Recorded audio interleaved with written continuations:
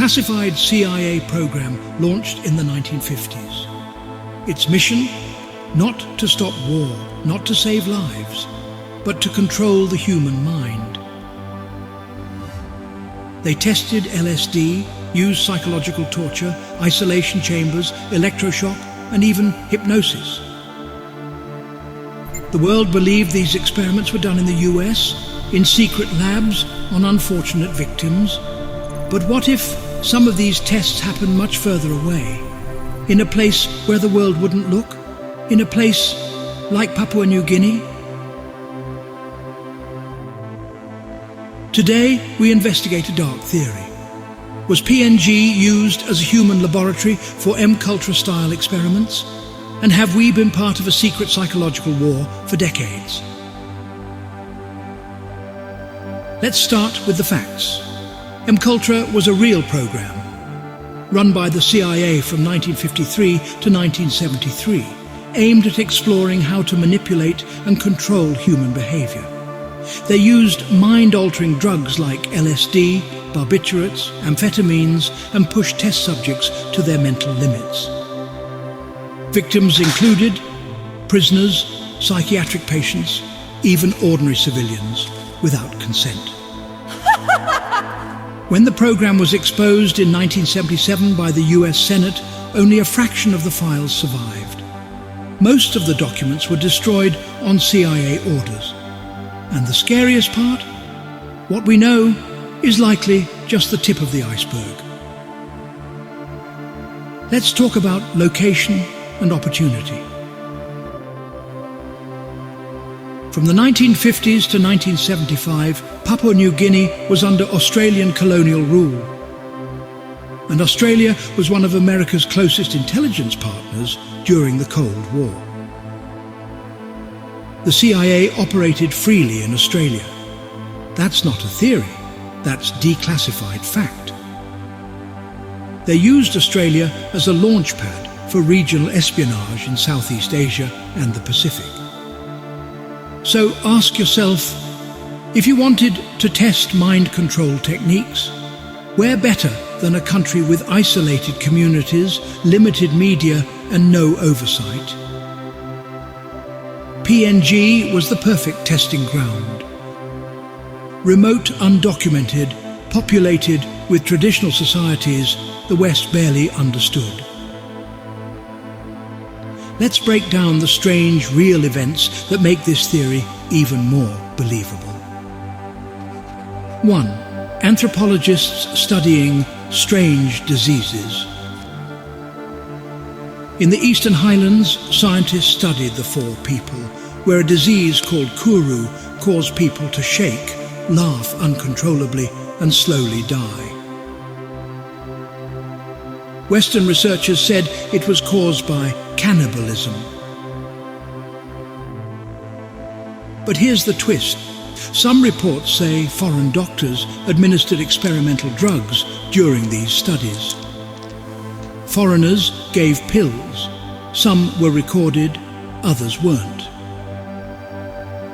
What if they were testing drugs that induced neurological symptoms? Was kuru fully natural or partially triggered? 2. Missionary and NGO psychological testing. During the 60s, 80s, foreign-run schools, churches and clinics began strange experiments. Forcing English-only environments, studying children's emotional breakdowns when denied mother tongue, encouraging religious visions under sleep deprivation. Sounds like education and evangelism, or the testing of identity breakdown and psychological pressure. 3. Sleep experiments in PNG prisons. Rumours have floated for years about Bamana prison and other colonial-era facilities using experimental psychological punishments. Sleep deprivation, isolation cells without sunlight, food rationing with unknown substances. These aren't standard corrections tactics. These are MKUltra methods. MKUltra was never just about the CIA. It used front companies, university research programs, religious and humanitarian cover groups. Guess what? Many of those kinds of groups operated in PNG during those years. One known CIA-funded group was Asia Foundation, which sent educators and researchers into Southeast Asia and Oceania. Some PNG-based programs received Australian and American joint aid linked back to US institutions. Did they really come to study our people? Or were they testing how we think, how we obey, how we break? Now, this one is chilling. PNG has over 800 languages, the most diverse linguistic landscape in the world. CIA-funded linguists came to study how fast people forget or switch languages when placed under controlled conditions. What if this was more than curiosity? In MKUltra, one major goal was to erase or reprogram identity. Language is identity. If you control language, you control thought. In one report, missionaries in the Highlands used total English immersion and punishment-based reinforcement to erase native tongues in young children. That's not just teaching English, that's behavioral programming. Here's the final question. Did MKUltra end when it was exposed in 1977? The truth is, no. It simply changed names. It evolved into new programs.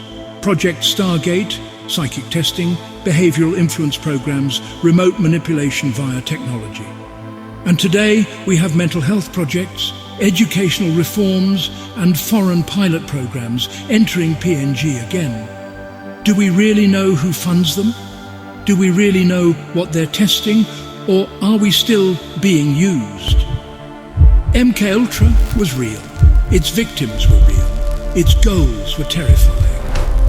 And while we may never find a signed document that says MKUltra in PNG, the patterns, the timing and the silence all point toward one chilling possibility.